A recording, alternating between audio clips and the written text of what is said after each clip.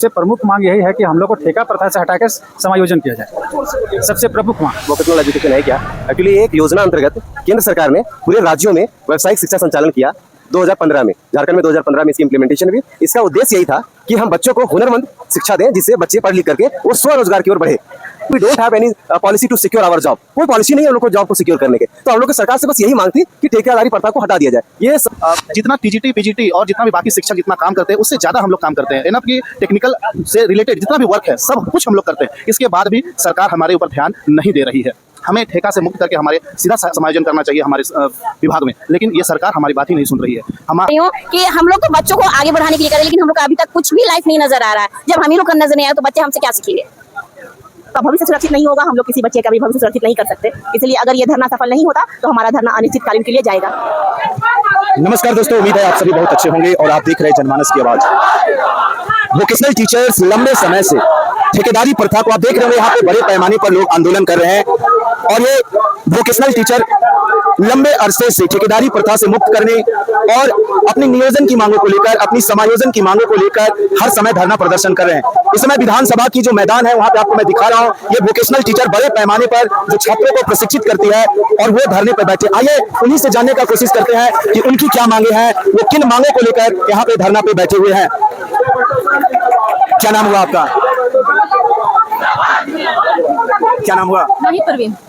लंबे अरसे से आप लोग मांगे कर रहे हैं। मैंने पिछली बार भी आपकी प्रोटेस्ट को कवर किया था, आश्वासन पे आश्वासन, फिर इस बार विधानसभा का घेराव आप लोग बैठे हुए। क्या उम्मीद और आशा लग रही है इस बार?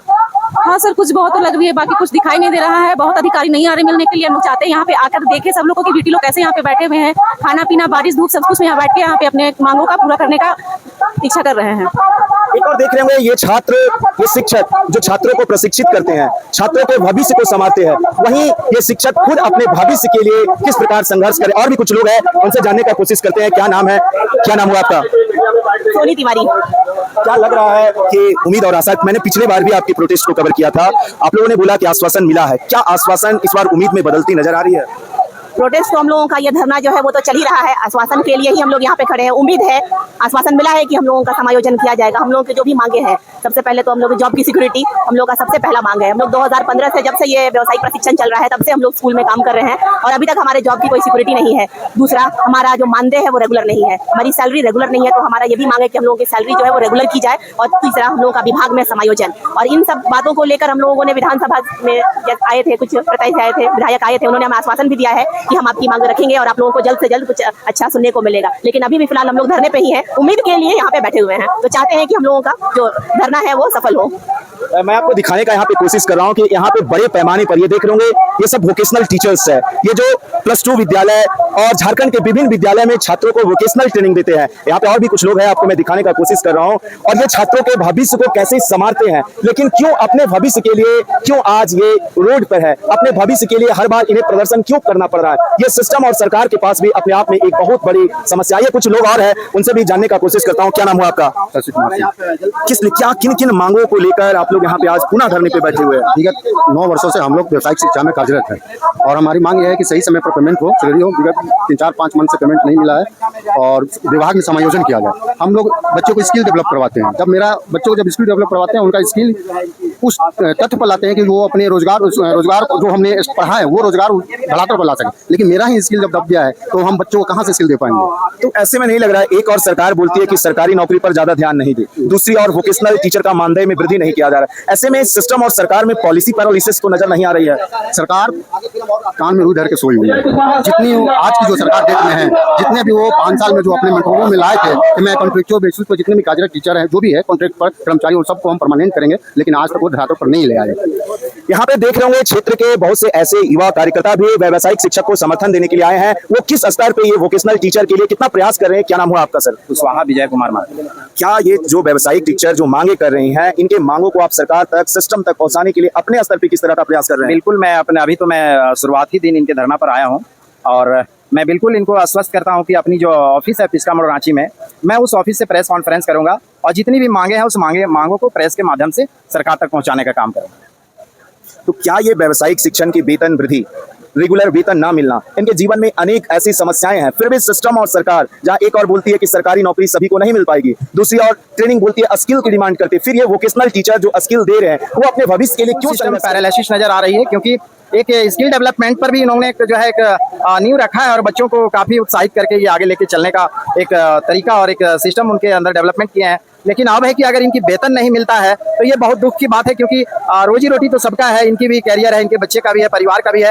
एक पारिवारिक जो है इनकी गतिविधि कैसे आगे बढ़ेगा जब तक वेतन नहीं मिलेगा, और जो बच्चों को ये स्किल डेवलपमेंट के विषय पर जो कह रहे हैं वो भी रुक जाएगा, तो निश्चित रूप से हम समझते हैं कि झारखंड का भविष्य क्या, इस देश का भविष्य अंधेरे में जा रहा है। तो मैं यही आशा उम्मीद सरकार से जल्द निवेदन करते हुए कहता हूँ कि भाई आप इन प्रशिक्षकों की वेतन वृद्धि को और नौकरी को सुनिश्चित करने का काम करिए। आपका परिचय क्या? मेरा कुशवाहा विजय कुमार महतो, एक न्यू पॉलिटिकल पार्टी है जोहार पार्टी, उसी के हम केंद्रीय अध्यक्ष हैं और हटिया विधानसभा के प्रभारी है। इस बार 2024 में हटिया विधानसभा से जो है चुनाव लड़ने की भी प्रक्रिया में आया हूं और मैं इस बार लड़ूंगा।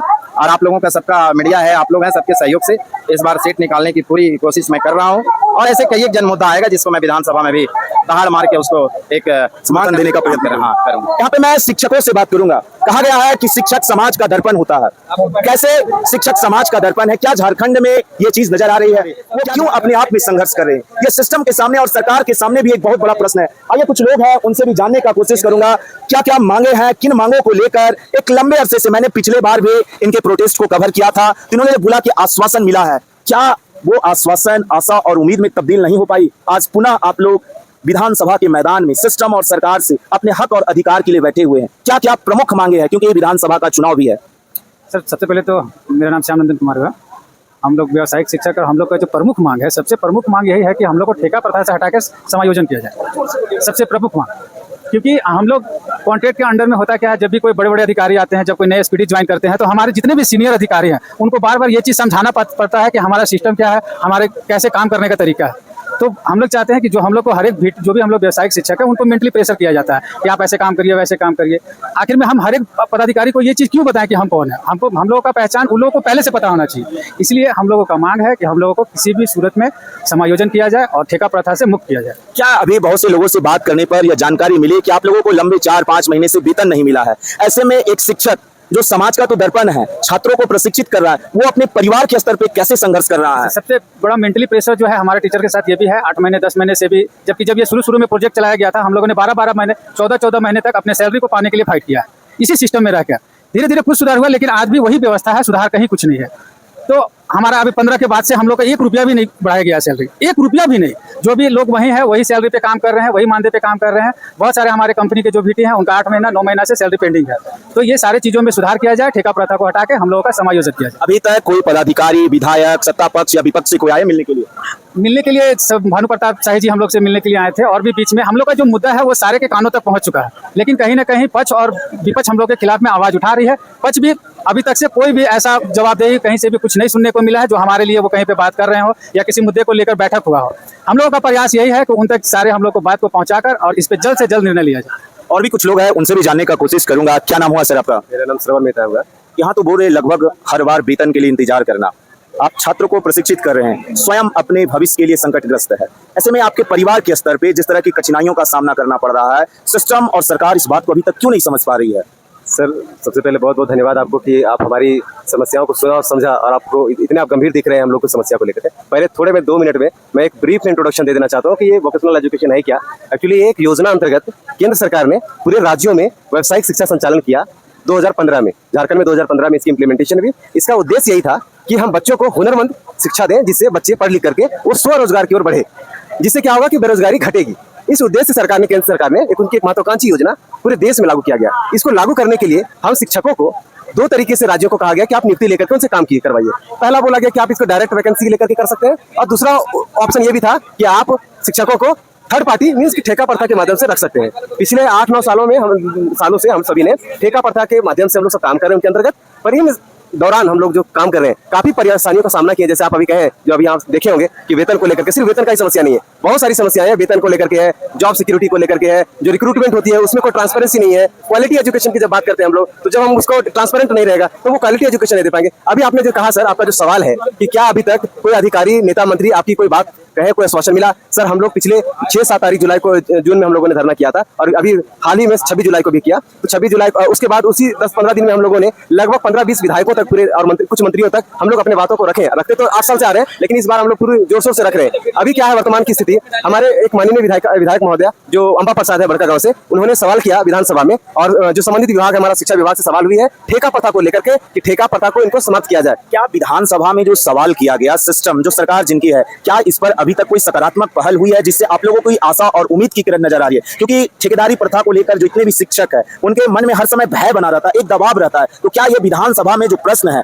वो आप लोगों के लिए कोई सकारात्मक पहल करते हुए नजर आ रही है? बता रहा हूँ सर, जब सवाल का जवाब मिला विभागीय जो सचिव के महोदय के यहाँ से, उन सवालों में एक चीज जो हम लोगों को संतुष्टजनक मिला, वो उन्होंने कहा कि 4 साल का प्रोजेक्ट है, ऐसा करके गोल मटोल उनका जवाब मिला। और सभी का यहाँ पे कहना यही है कि ठेकेदारी प्रथा को खत्म कर देनी चाहिए, क्योंकि ये योजना सिर्फ झारखंड में नहीं है, पूरे पैन इंडिया प्रोग्राम है ये, और ये 9-10 सालों से चल रहा है। तो झारखंड में भी, अब दूसरे स्टेट्स में उस वक्त भी लागू हुआ था ये प्रोजेक्ट, तो दूसरे स्टेट जैसे हरियाणा हो गया, या आपका गोवा हो गया, असम हो गया, इन राज्यों में वहाँ पे आउटसोर्सिंग को नकार दिया गया, हटा दिया, क्योंकि स्टडी किया गया, उसमें देखा काफी इलीगलिटी है और काफी उसमें ट्रांसपेरेंसी नहीं मेंटेन कर रहे हैं जो एजेंसी है, उसको लेकर उसको समाप्त करके उसको समायोजन कर दिया गया शिक्षकों को, ताकि इससे क्वालिटी एजुकेशन हो, और दूसरी बात क्या हो कि उन लोग की भविष्य सिक्योर हो। अभी देखिए दिक्कत क्या है यहाँ पे हम लोगों के साथ, हम लोग ना पूरी तरीके से कंपनी के एम्प्लॉई है, ना ही पूरी तरीके से हम लोग परियोजना के एम्प्लॉई है, हम लोग सरकार के एम्प्लॉई है। तो we don't have any policy to secure our job, कोई पॉलिसी नहीं है हम लोग को जॉब को सिक्योर करने के। तो हम लोग सरकार से बस यही मांग थी कि ठेकेदारी प्रथा को हटा दिया जाए। ये सारे ने स्वीकार भी किया है। हमारे सत्ता विपक्ष के हमारे पास विपक्ष के हमारे आए थे, एक भानु प्रताप शाही महोदय सर जो विधायक हैं भवनाथपुर के,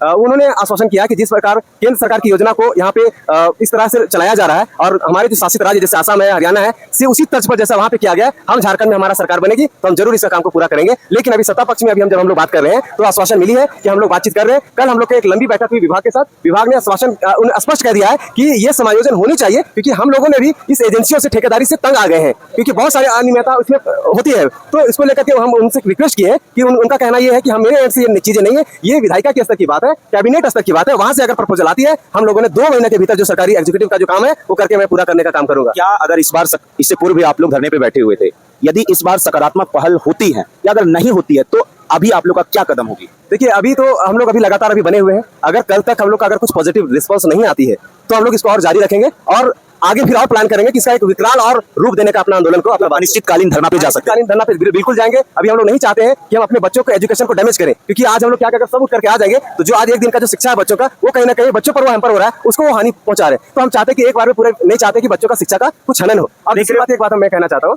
कि हमारा इस सरकार से बहुत उम्मीदें थी, क्योंकि ये सरकार जेएमएम कांग्रेस की सरकार, इनकी जो आइडियोलॉजी है, जो केंद्र सरकार का जो अभी चल रहा है, जो आउटसोर्सिंग या प्राइवेटाइजेशन जो विभिन्न एजेंसियों में जिस तरह से बोला जा रहा है विपक्ष की, जो हमारे केंद्र सरकार में जो विपक्ष में कि रेल बेच दिया, भेल बेच दिया, सेल बेच दिया, तेल बेच दिया, नारे लगाए जाते हैं। लेकिन हमारा राज्य में क्या हो रहा है, ये दोहरा चरित्र देखिए कि इस राज्य में जितना आउटसोर्सिंग अभी यहाँ विभागों में किया जा रहा है, मुझे नहीं लगता किसी राज्य में हो रहा है। अभी ग्रामीण विभाग में हाल में अभी निकला हुआ है MIS कोऑर्डिनेटर और वो बहुत सारे पदों पे कंप्यूटर ऑपरेटर, ये सब, जबकि ऐसा नहीं कि 2-4 सालों के लिए नियुक्ति उसमें की जाती है, लंबे समय के लिए लोग काम करते हैं, लेकिन उसको आउटसोर्स पर रखा जाता है और अन्य विभिन्न प्रकार की एजेंसियों को चयन करके और उसको 2 साल 4 साल के लिए रख करके उसके बाद फिर 2 साल फिर उसको दे करके दूसरी एजेंसी ला जाता है। मींस कि उसका जो सर्विस पीरियड उसको ब्रेक किया जाए और अपने पे बर्डन ना आए। और उससे बहुत तरह का आप समझ सकते हैं कि एजेंसियों को लाने से वो अपना मनचाहा एजेंसी आती है, उसमें आप समझ सकते हैं कि क्या होता होगा। और यहाँ तो देख लीजिए, सबसे बड़ी बात है कि हम लोग शिक्षक है, और एक शिक्षक की नियुक्ति अगर किसी ठेकेदार को अगर दे दें तो सोचिए कि वो क्या होगा।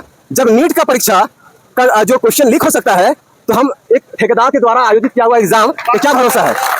जब पीजीटी जब वो जांच के दायरे में है, तो एक व्यावसायिक प्रशिक्षक शिक्षा का जो बहाली है उसको आप कैसे सोच सकते हैं कि ये ट्रांसपेरेंस तरीके से हो सकता है। जब ट्रांसपेरेंसी नहीं होगी तो क्वालिटी एजुकेशन को हम वहाँ पे दावा नहीं कर सकते, और वो कहीं ना कहीं बच्चों का वो वहाँ पे वो डैमेज होगा उसकी एजुकेशन। सर हम लोग बहुत मेहनत कर रहे हैं पिछले 8 सालों से, और आज स्थिति ये है कि कई बच्चों को हम लोगों ने उनको रोजगार दिलवाने का काम किया।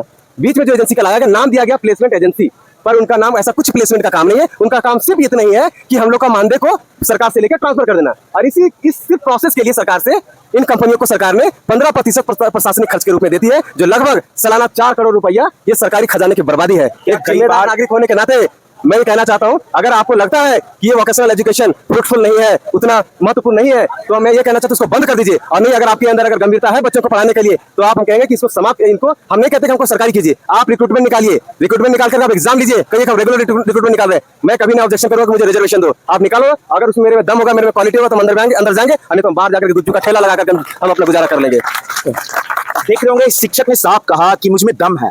मैं शिक्षक जब छात्र को प्रशिक्षित कर सकते हैं तो स्वयं भी सिस्टम से अपने लिए लड़ सकते हैं। लेकिन उन्होंने कहा कि जब एक ठेकेदार, जब पीजीटी और टीजीटी जैसे एग्जाम और नीट के एग्जाम में पेपर लीक हो सकते हैं, तो एक ठेकेदार इन वोकेशनल टीचर के जीवन में कितने प्रकार के दबाव डालते होंगे, ये भी अपने आप में एक बहुत बड़ा प्रश्न है। और भी कुछ लोग हैं, उनसे भी जानने का मैं कोशिश करूंगा कि लगभग इतने लंबे अंतराल तक इनको वेतन नहीं दिया जाता है और क्या क्या किस तरह की इनको समस्याओं का सामना करना। मैं दिखा रहा हूँ ये इतने सभी विभिन्न झारखंड के विभिन्न 24 जिलों से आए वोकेशनल टीचर्स, जहां पे और भी कुछ लोग हैं, उनसे जानने का कोशिश करता हूं और बात करता हूं कि वो लोग चेहरे पे देख रहे होंगे कितनी मायूसी है। फिर भी, क्या नाम हुआ आपका? मुकेश कुमार। क्या ये जो एक दर्द है, आज शिक्षक एक ने बोला कि हम लोग नहीं चाहते कि अनिश्चितकालीन धरना पे जाए ताकि छात्रों का भविष्य बर्बाद हो। इतना संवेदनशील आप लोग हैं, फिर भी सरकार आप लोगों के प्रति संवेदनशील नहीं नजर आ रही है। क्या प्रमुख मांगे हैं जिन्हें लेकर आप लोग यहाँ बैठे? हम लोग का प्रमुख मांग है कि ठेका प्रथा को बंद करके कंपनी हटा के हम लोग को विभाग अपने स्तर से बहाली करके चलाए। क्या कई बार ठेकेदारों के द्वारा जो अपॉइंटमेंट किया जाता है, उनके द्वारा दबाव भी बनाया जाता है आप लोग पर? ऐसे तो दबाव नहीं बनाया जाता, लेकिन काम करने के दरमियान में बहुत दबाव बनाया जाता है। किस तरह का दबाव रहता है? कोई भी तरह का रिपोर्टिंग, जैसे भी हम लोग का अटेंडेंस मांगता है, 3 तरह का रिपोर्टिंग है। लाइव लोकेशन दो, फिर उसका एक लाइट हाउस है, उसके बाद फिर उसको अपना एक सॉफ्टवेयर रखता है, उसमें जो है लोकेशन के साथ अटेंडेंस बनता है। सब तरह का बहुत प्रॉब्लम होता है। मेंटली दबाव बहुत ज्यादा रहता है। मतलब इस बार उम्मीद नजर आ रही है? अभी तो नहीं लग रहा है, लेकिन देखते हैं। सत्ता पक्ष से कोई मिलने के लिए आए? अभी तक तो नहीं आया। अभी तक कोई नहीं आया। वेतन कितने दिनों से नहीं मिला है? वेतन किसी कंपनी का 4 महीना, किसी का 3 महीना, किसी का 5 महीना, इसी तरह से। ऐसे में अपने घर का, परिवार का पालन पोषण भरण कैसे कर पाते हैं? यही तो हम लोग के लिए एक समस्या बन जाती है। हम लोग को इधर उधर से कुछ करना पड़ता है बहुत। इसके लिए हम लोग को जो है कर्ज लेके या दुकानदार भी सामग्री देने से मना करता है, तो किसी तरह से जो हम लोग को बोल के जो है उससे उधार खाना पड़ता है, उधार तक लेना पड़ जाता है।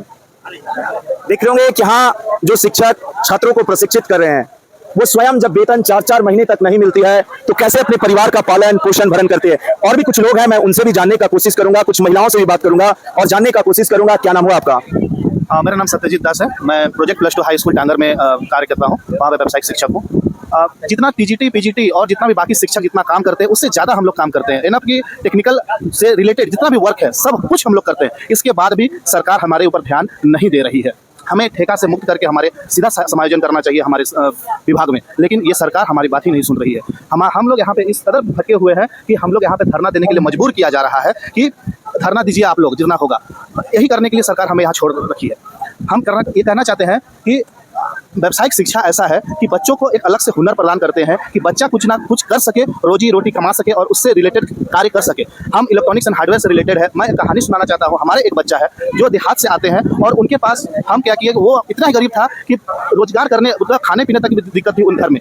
बच्चे को मैंने पढ़ाया, 2 साल तक उसको हुनर दिया, पंखा बनाना सिखाया, मोटर बनाना सिखाया अपने हाथों से। आज वो बच्चा दुकान खोल के मांडर में, मेन जहाँ टाउन है मांडर में, आप जाके देख सकते हैं, वो बच्चा आज उनके पास लाइन लगी हुई है काम करने के लिए। हमने उस बच्चे को सिखाया, आज वो हुनरमंद है और बच्चा कमा रहा है, खा रहा है। उस परिवार का दिशा दृष्टि सब बदल गया।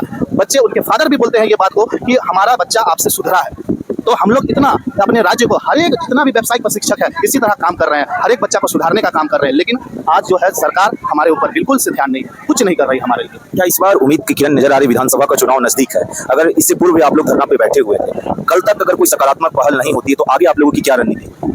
हमारी रणनीति यही है कि सरकार, हमारे बात तो संसद के अंदर चल रहा है, अगर विधानसभा के अंदर चल रहा है, जैसे कि अब सरकार अगर नहीं मानती है हमारी बातों को, हम लोग उग्र प्रदर्शन करने के लिए तैयार हैं। हम लोग बिना उग्र प्रदर्शन करते हुए अंधी बहरी सरकार सुन नहीं रही हमारी बात को। मतलब उम्मीद और आशा की किरण के साथ है कि कल तक कोई सकारात्मक पहल हो। उम्मीद तो यही कर रहे हैं हम लोग कि सकारात्मक जो पहल है वो सरकार के द्वारा दिखाए, हमारे साथ वार्ता करे, और लेकिन कुछ उम्मीद की नजर यहाँ किरण जो है दिखती हुई नजर नहीं आ रही हमारे हेमंत सरकार के द्वारा। देख रहे होंगे कि आशा और उम्मीद की किरण के साथ ये लोग यहाँ पे बैठे हुए हैं कि सरकार इनकी बातों को सुनेंगे। मैं कुछ महिलाओं से बात करने का कोशिश करता हूँ और जानने का कोशिश करता हूँ कि उनको किस तरह की समस्याओं का सामना करना पड़ता है। कुछ महिलाओं से बात करने का कोशिश करता हूँ और जानने का कोशिश। क्या नाम हुआ आपका? डॉली वर्मा। क्या इस बार उम्मीद की किरण नजर आ रही है? हाँ, पूरा नजर आ रही है सर इस बार। क्योंकि हम लोग पिछले 8 साल से यही काम करते आ रहे हैं और हर बार हम लोग मायूस हो रहे हैं, लेकिन इस बार उम्मीद है हम लोगों को। आप एक महिला शिक्षिका है और महिला शिक्षिका के होने के नाते कई बार जो वेतन 4 महीने 5 महीने में मिलती है, 7 महीने, तो ऐसे में घर परिवार का संचालन कितना कठिन होता है? बहुत मुश्किल होता है सर, हम लोगों को स्कूल आने जाने में परेशानी होता है, कभी कभी तो उधार लेकर हम लोग को आना जाना पड़ता है करना, और जो बाहर रहकर कर रहे हैं उन लोगों को बहुत अधिक परेशानी हो रहा है। जो स्वयं छात्रों को प्रशिक्षित कर रही है वो सिस्टम से इतना लड़ रही है, फिर अभी तक कोई विधानसभा में सत्ता पक्ष और विपक्ष से कोई मिलने आया आप लोगों से? मैं वही कहना चाह रही हूँ कि हम लोग तो बच्चों को आगे बढ़ाने के लिए करें, लेकिन हम लोग का अभी तक कुछ भी लाइफ नहीं नजर आ रहा है। जब हम ही लोग का नजर नहीं आया तो बच्चे हमसे क्या सीखेंगे? हम लोग वही चाहते हैं कि हम लोग को मतलब हम लोग का बात आगे बढ़े, हम लोगों का सैलरी जो है कि मानदेय वो हम लोग का बढ़े, और जो हम लोग का ये है व्यवसायिक प्रशिक्षण उसको समायोजन करें। बस इतना ही हम लोग का उम्मीद है, और अभी आश्वासन दे दे के सभी जा रहे हैं, अब देखते हैं कहाँ तक होता है, पर उम्मीद है कि जितने भी बोले हैं सक्सेस होगा इस बार। आशा और उम्मीद की किरण है। और यहाँ शिक्षिका ने कहा कि अगर मैं अनिश्चितकालीन धरना पे बैठता हूँ तो इससे छात्रों का भविष्य अंधकार में जाएगा। लेकिन मैं कुछ शिक्षिका उनसे कुछ और बात जानना चाहूंगा कि यदि इस बार सिस्टम और सरकार आपकी बातों को नहीं मानती है तो अगला रणनीति आप लोगों की क्या होगी? रणनीति देखिए, रणनीति तो हम लोग बहुत कुछ बना सकते हैं, लेकिन इस रणनीति से नुकसान है विद्यालय का, क्योंकि जो बच्चे ट्रेनिंग ले रहे हैं सिलेबस पीछे चला जाएगा। लेकिन बच्चों का सिलेबस का ध्यान रखें अपने भविष्य का। हम लोगों के साथ ये भी दो राहे वाली बात हो जाती है, लेकिन जब तक हम लोगों का भविष्य सुरक्षित नहीं होगा हम लोग किसी बच्चे का भी भविष्य सुरक्षित नहीं कर सकते। इसलिए अगर ये धरना सफल नहीं होता तो हमारा धरना अनिश्चितकालीन के लिए जाएगा। देख रहे होंगे कि आशा और उम्मीद है क्योंकि छात्रों के भविष्य के साथ खेलना नहीं चाहते हैं, और ये शिक्षक और शिक्षिकाएं इतना संवेदनशील है कि सिस्टम और सरकार से वार्ता के माध्यम से ही अपनी समस्याओं का समाधान चाह रहे हैं ताकि इन्हें अनिश्चितकालीन धरना पे बैठना नहीं पड़े। और भी कुछ लोग हैं, उनसे मैं जानने का कोशिश करता हूं और उनकी समस्याओं को जानने का कोशिश करता हूं और बात करने का कोशिश करता हूं। क्या नाम हुआ आपका? सर सुमन सौरभ। देख रहे होंगे कि यहाँ पे नियोजन की मांगे क्यों है, वेतन वृद्धि की मांगे क्यों है? क्या नाम हुआ आपका? सुमन सौरभ। क्या उम्मीद और आशा की किरण इस बार दिख रही है? सर देखिए, हम लोग तो इसके पहले भी 26 तारीख को हम लोगों ने धरना प्रदर्शन किया था और काफ़ी संख्या में लोग आए थे उस दिन भी, और हम लोगों ने अपने डिमांड्स को उस समय भी रखा था, और उसके बाद भी ज़्यादा दिन हुआ नहीं है, और अभी कुछ दिनों के बाद ही 31 एक और 2 3 दिन का फिर हम लोग 3 दिवसीय धरना प्रदर्शन हम लोग कर रहे हैं पूरे जोर शोर के साथ, और चट्टाने एकता का परिचय दे रहे हैं। एकजुट होकर के हम लोग सभी को आए हुए हैं। और जहाँ तक रहा सवाल डिमांड्स पूरा होने का, तो सर देखिए, कोशिश करने वालों की कभी हार नहीं होती है। हम लोग कोशिश कर रहे हैं, लगे हुए हैं, अपने युद्ध स्तर पर लगे हुए हैं, और उम्मीद करते हैं सर कि जैसा हाव भाव जो हमारे प्रत्यक्ष जो भी अधिकारी गण हैं उनसे बातचीत करने पर उनका जो हाव भाव है उनसे यही प्रतीत हो रहा है कि जल्द ही कुछ हम लोग के हित में कुछ अच्छा ही होगा। जिस उम्र में आप हैं, हर बार ठेकेदारी प्रथा में नौकरी जाने का डर रहता है, क्योंकि जिस उम्र में है ऐसी उम्र में पुनः दोबारा नौकरी पाना अपने आप में भी एक चुनौती है, क्योंकि तो ऐसे में ठेकेदारी प्रथा को खत्म करना और समायोजन की जो मांगे है, क्योंकि बहुत से लोग ऐसे हैं जो अपनी उम्र को पार कर चुके हैं, इसमें 8 वर्ष की सेवा दे चुके, ऐसे में सिस्टम और सरकार वार्ता के माध्यम से इस समायोजन की बातों पर क्यों विचार और विमर्श नहीं कर रही है? सर देखिए, यहाँ पर तो अब उनकी मंशा क्या है अभी तक तो हम लोग उतना पूरी पक्के तरीके से हम नहीं बता पाएंगे, लेकिन और भी समायोजन की बात अगर कही जाए तो अगर सरकार अगर ये कर देती है तो इसमें तो कोई दो मत नहीं है कि हम लोगों का इसमें हित नहीं है, हित तो होगा ही। अब ये क्यों नहीं कर रही है, मे भी अब इसके पीछे बेसिक रीज़न क्या है वो तो अब उनसे और ज़्यादा मिलने के बाद और उनसे वार्तालाप करने के बाद ही वो सामने बात आ पाए। मतलब डर बना रहता है हर समय? हाँ, डर तो बना रहता है सर डर बना रहता है, क्या हो नहीं हो, लेकिन सर उसी समायोजन को ही लेकर के हम ऐसे में आप कितना, छात्रों के भविष्य तो आपके हाथ में है, वैसे में 100% कई बार दे पाते हैं?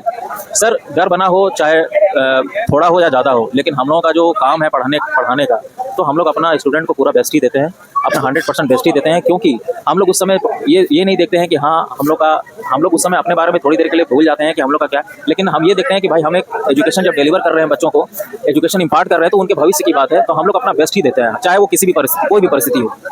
देख रहे होंगे कि शिक्षक हो चाहे शिक्षिकाएं, ये जो समाज का दर्पण है, इन्होंने कहा कि छात्रों के भविष्य के साथ खेलना मेरा उद्देश्य नहीं है। सिस्टम और सरकार वार्ता के माध्यम और चैनल के माध्यम से इन वोकेशनल टीचर की जो भी समस्याएं हैं उन्हें अपने पटल पे रखे या उच्च स्तरीय कमेटी के माध्यम से इनकी समस्याओं का समाधान किया जाए। इनकी प्रमुख 3 मांगे है: समायोजन, वेतन वृद्धि और ठेकेदारी प्रथा को समाप्त करना। इस समय आप देख रहे थे जनमानस की आवाज और मैं आपके साथ था रोहित। बहुत बहुत धन्यवाद। वंदे मातरम।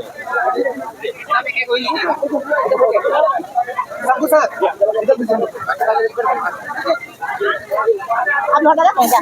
हाँ? जाना रहता है। क्या नाम है उनका? क्या